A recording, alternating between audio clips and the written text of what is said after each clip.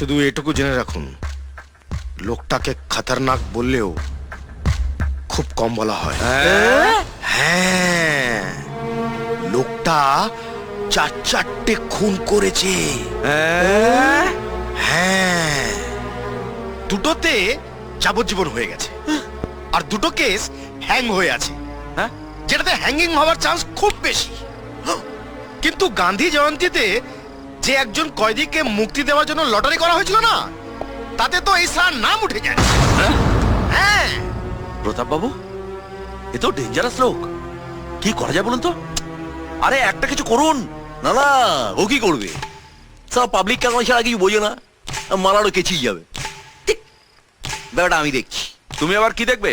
এ বয়সে আর যেচে মার খেতে যেও না। জামাই বাবু, টিকিট ব্ল্যাক করা ছেড়ে দেওয়ার পর আর কোনোদিন কারো হাতে কেলানি খেয়েছি? হেৎ, হেৎ। আরে এরকম একটা মালই তো আমাদের দরকার। একটু ঘেঁটে দেখি, যদি দেখি বডির ওপর অন্য কোনো দলের স্ট্যাম্প পড়েনি, তাহলে আমাদের ঠাপ্পা মেরে দেবো। আমি একটা যুব নেতা তো নাকি, আমার সামনে পড়লে একটু তো ধসবে।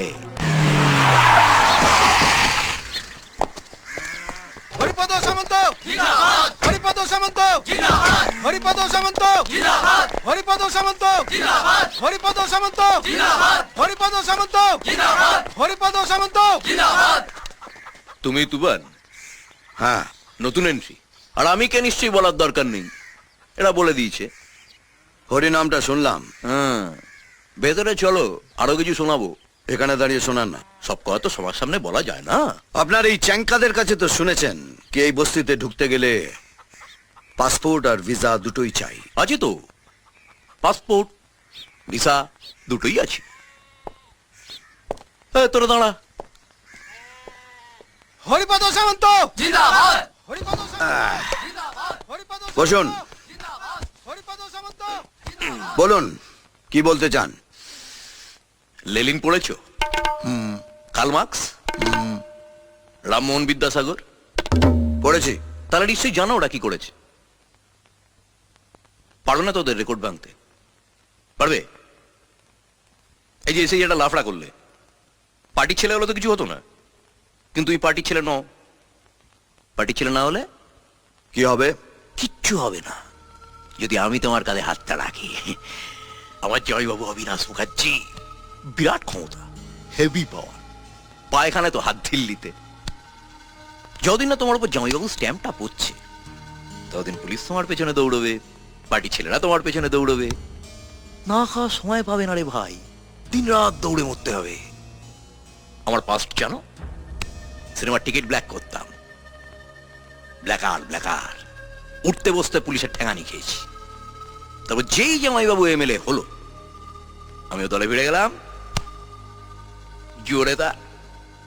এখন উঠতে বসতে পুলিশকে ধাঁধানি দিচ্ছি। বড় বড় হেক্কার না হলে সব হয় না। বিরাট হেক্কার।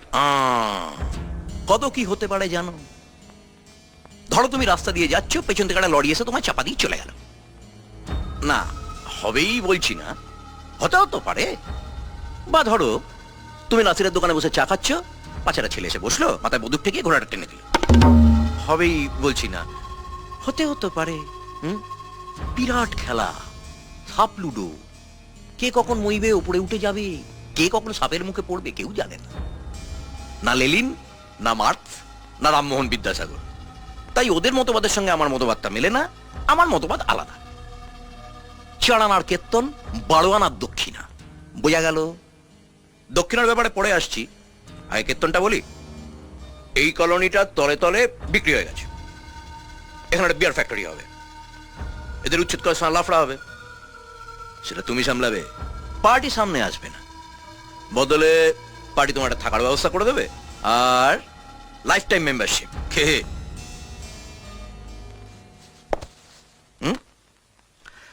আপনার কীর্তন তো শুনলাম, এবার আমার কীর্তনটা শুনুন। ধরুন আপনি সকালবেলায় কীর্তন গাইতে বেরিয়েছেন, হঠাৎ একজন আপনার পাছায় ক্যাট করে একটা লাথি মারলো, আর আপনি সোজা গিয়ে গুয়ের ডোবায় ঢাপ করে পড়লেন। না না, হবে বলছি না, হতে হতে পারে। ধরুন না আপনি আমাকে আদর করে বাড়িতে খেতে দিলেন, লুচি আলুর দম টমেটোর চাটনি। আমি লুচি আলুর দমটা খেলাম, কিন্তু টমেটোর চাটনিটা খেলাম না।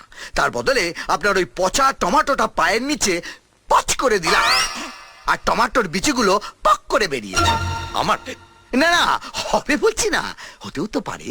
আচ্ছা, কি বলতে চান কি আপনি? হুম হুম এবার দরজাটা বন্ধ করি, কীর্তন হবে, খোলকার তাল বাজবে না।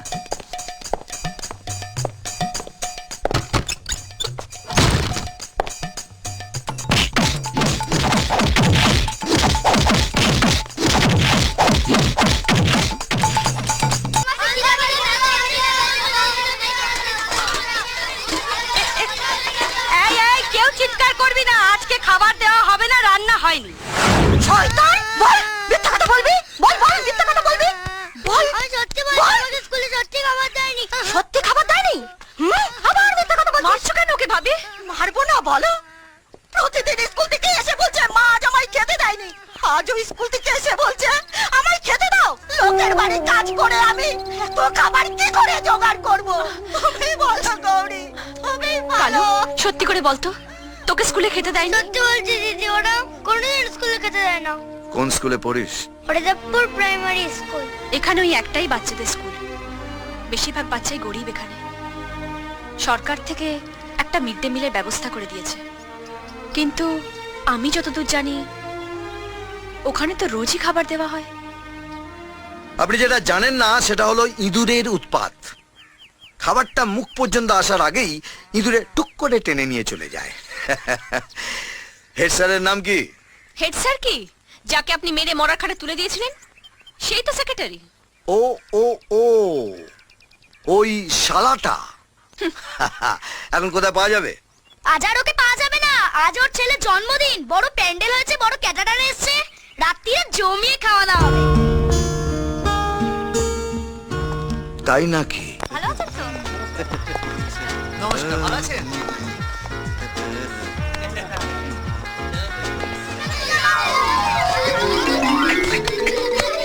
এই চল চল চল, এই চল চল চল চল চল, কোথায় যাচ্ছিস?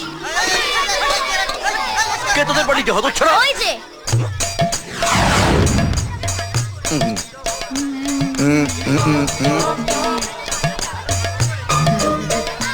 এই আয় আয় আয় সবাই, আয়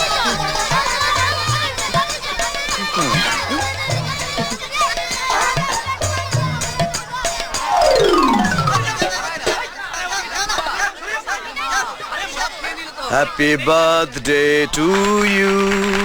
এ বাচ্চারা সবাই চলে এসো, এসো এসো এসো। চুপ করো, তুমি হচ্ছে যত নষ্টের গোড়া। কি করবো? এটা যদি ঢুকে পড়ে বাচ্চা কাচ্চা নিয়ে, তুমি বুঝতে পারছো না কেন? নইলে খেলা তো।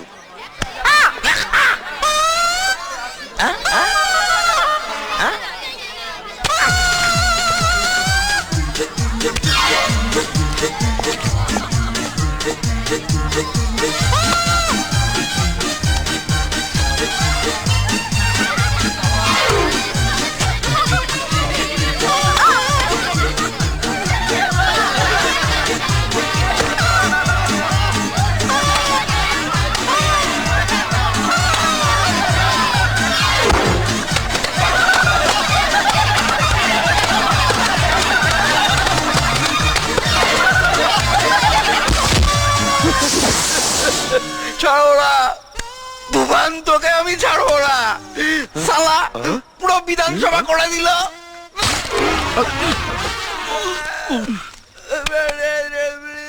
বকের মতো দাঁড়িয়ে দেখছেন কি? একজন এমএলএ কে অপদস্থ করাও একটা offence. Yes sir. Yes sir, সব তো দেখছেন। লোকটা যা খুশি তাই করে বেড়াচ্ছে, মনে হচ্ছে যেন আমরা জঙ্গলে বাস করছি। আইন কানুন বলে কিছু নেই। শুনুন, ওর এগেনস্টে একটা কেস সাজান, তারপর সাফ করে দিন, সাফ। আমি কাল সকালে ওর কোমরে দড়ি বেঁধে তুলে নিয়ে আপনাকে জানাচ্ছি। ঠিক আছে, তাই করুন। চলি স্যার। যান।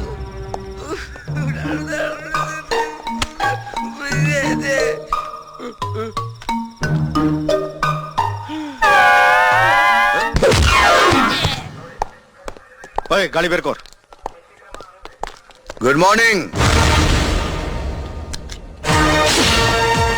তুমি আমাকেই তো ধরতে বেরোচ্ছিলেন, চলে এলাম। এমনিতেই সরকারের তেল পুড়িয়ে অবিনাশ বাবুর অনেক বেসরকারি কাজ করেন। আপনার এই রেগুলার নেতা পুজোর জন্য সরকারের খরচ বাড়ছে আর জনগণের উপর ট্যাক্স চাপছে। তাই ভাবলাম নিজেই চলে যাই, সরকারের 2 লিটার তেল বাঁচবে আর জনগণের 2 টাকা ট্যাক্স কমবে। তুফান বছরে একাধবার আসে, যখন আসে সবাই ফাঁসে। এটাই তো তোমার ধারাপাত। হ্যাঁ, ওরে সালা, আমার ধারাপত্র দেখিয়ে আপনি মুখস্থ করে গিলে ফেলেছেন। একদম ফেলু ছাত্র নয়। তোমার বোধহয় জানা নেই, এই ঝড়ঝাপটা আটকাবার জন্য গভর্নমেন্ট অনেক রকম আগাম ব্যবস্থা নিয়ে থাকে। সেটার মধ্যে একটা হলো পুলিশি ব্যবস্থা। যে কোনো জলকে আগা 5 তলা ঠেঙ্গিয়ে এলাকার বাইরে করতে পুলিশের বেশি সময় লাগে না। আফসোসটা সেখানেই ভাই।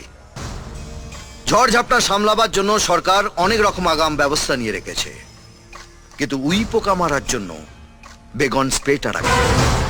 তাই তারা মনের আনন্দে নিজের কাজ করে চলেছে। সেটার জন্য পুলিশ আছে, প্রশাসন আছে, রাস্তার উপর ল্যাম্পপোস্টও আছে, চুপচাপ দাঁড়িয়ে থাকে, কিচ্ছু করতে পারে না।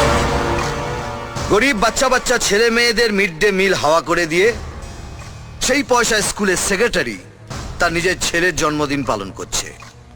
আর পুলিশ সেখানে সেজে গুজে নেমন্তন্ন খেতে গেছে, আর সেই অভুক্ত ছেলে মায়ের হাতে মার খেয়ে তার পেট ভরাচ্ছে। আমি সেই নিমন্ত্রণ কর্তা আর নিমন্ত্রিতদের পেটে লাথি মেরে সেই অভুক্ত ছেলে মেয়েদের পেট ভরিয়েছি। অন্যায় করেছো, আইন নিজে হাতে তুলে নেওয়া তোমার কোনো অধিকার নেই। আইন হাতে তুলে নিইনি, শুধু বেগন স্প্রেটা হাতে তুলে নিয়েছি উই পোকা মারার জন্য। এটা আম পাবলিকের দায়িত্ব, আর পাবলিকের মার কেওড়াতলা পার। সালা, থানায় এসে আমাকে হুমকি দিচ্ছিস? তুফান বছরে একাধবার আসে, আর যখন আসে তখন সবাই ফাঁসে, পুলিশও বাদ যায় না। ঝড়ে উড়ে যাবার আগে আমার একটা কাজ করতে হবে। পরিমল ঘোষের খুনের ফাইলটা গর্ত থেকে বের করে টেবিলের উপর সাজিয়ে রাখবেন। সন্ধেবেলা এসে আমি সেটা পুজো করব। ওরকম কোনো ফাইলের কথা আমার জানা নেই। কেন বাচ্চা ছেলের মতো কথা বলছেন? সবার সামনে বাপের হাতে মার খেতে চান? আমার বায়োডাটাটা আপনি তো খুব ভালো করে জানেন।